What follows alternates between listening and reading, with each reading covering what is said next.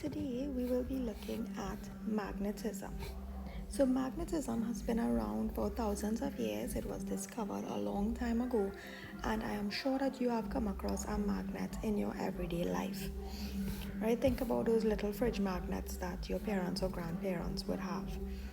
Alright, so this material here, it's a mineral known as lodestone, and it is a naturally occurring magnetic material.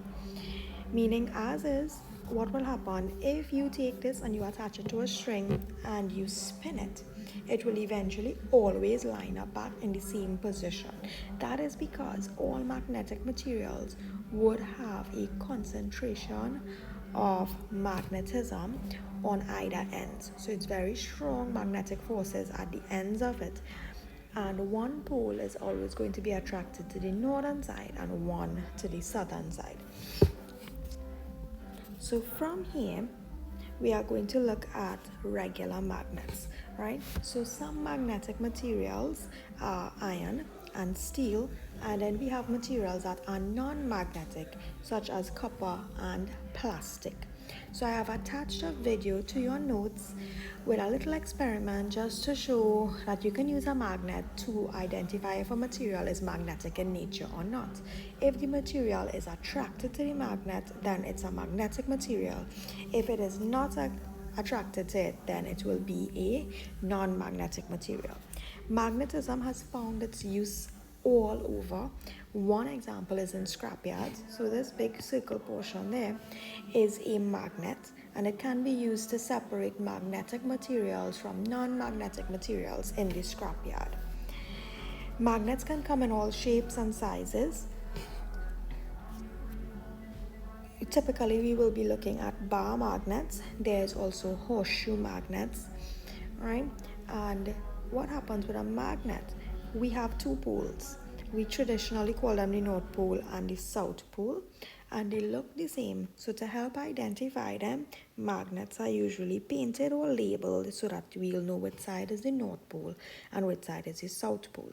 If I take two bar magnets and bring them together, if I take two opposite poles or two unlike poles, so if I have a South Pole and a North Pole, they are going to be attracted to each other. So we say that unlike poles attract. If I take two South Poles or two North Poles, they are like poles and they will repel each other or be pushed apart from each other. Another type of magnet is the electromagnet.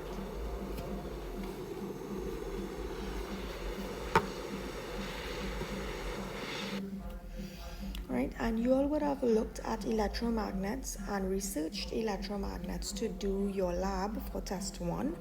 So we will come across it a little bit later on, but generally the simple definition of an electromagnet, it's a magnetic field that is generated when a current passes through a conductor such as a wire. So magnets created by passing this electric current are called electromagnets, and they have magnetic poles as well as magnetic fields. We will be looking at magnetic fields and magnetic field lines in our next session. Right? So magnetic and non-magnetic materials. So lodestone is an oxide of iron, also known as magnetite, and materials such as iron and steel are attracted to a magnet. And as we said before, those are described as magnetic materials. If it cannot be attracted to a magnet, it is known as non-magnetic materials. So now you can pause this video and go and look at the little experiment in the second video showing how you can see which materials are magnetic and which materials are not magnetic. All right. Typically, magnetic materials are formed from using alloys or combining different types of materials to create stronger magnets. Alloys tend to be more stable than the mineral or the material itself, right? So materials that keep their magnetism for a long period of time are known as permanent magnets. And if they are permanent magnets, we can mix them with other materials or alloy them with other materials to create modern magnets. So they are often made of special alloys of these metals such as iron, mild steel, cobalt, and nickel. One of these special magnetic alloys is alnico. So alnico is an alloy that is comprised of an alloy of aluminium, nickel, and cobalt. So the Al comes from the aluminium, the Ni comes from the nickel, and your CO comes from the cobalt. So that's where they come up with the name alnico. For your homework, I would like you to determine, right, to conduct some research and determine what materials or what metals form the alloy of alcomax. Right, so that's what you're going to look at for me. You are going to take note into your notebook, list the definitions for magnetic materials as well as non-magnetic materials. We already start looking at the law of the magnetic poles, right? As we said before, magnets have two poles, a north pole and a south pole.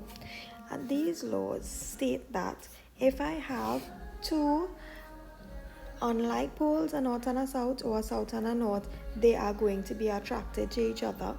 And if they are like poles, two norths or two souths, they will move away or be repelled from each other. So you will also take note of these key terms here and add them to your notebook notes. Next class, we will be looking at magnetic fields. So you have a few videos that I attached to the note. You are going to go ahead and look at those videos. Will give you a little bit of insight, a little bit of introduction into magnetism. And we will have a live class in our next session, and we will discuss all of these things, and we will go into magnetic fields.